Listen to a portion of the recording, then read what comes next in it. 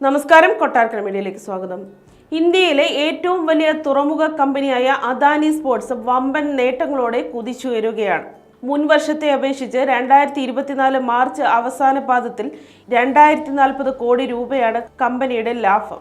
കണക്കുകൾ പ്രകാരം മുൻ വർഷം ഇത് 1158 കോടി രൂപയായിരുന്നു. ഇതോടെ അദാനി പോർട്സിന്റെ വാർഷിക വരുമാനം 28% വർദ്ധിച്ച് 26,711 കോടി രൂപയായി. നിലവിൽ അദാനി സ്പോർട്സിന്റെ ഉടമസ്ഥതയിൽ 15 തുറമുഖങ്ങളാണുള്ളത്. കൂടാതെ ഈ വർഷം വിഴിഞ്ഞം തുറമുഖം പ്രവർത്തനം സജ്ജമാകുമെന്നും അദാനി വ്യക്തമാക്കി. കഴിഞ്ഞ വർഷം ജനുവരിയിൽ $1.3 ബില്യൺ മുടക്കി വാങ്ങിയ വടക്കൻ ഇസ്രായേലിലെ ഹൈഫ തുറമുഖവും അദാനിയുടെ ഉടമസ്ഥതയിലുണ്ട്. ഏറ്റവും ഒടുവിലായി ഒഡീഷയിലെ ഗോപാൽപൂർ തുറമുഖം ആണ് അദാനി ഗ്രൂപ്പ് വാങ്ങിയത്.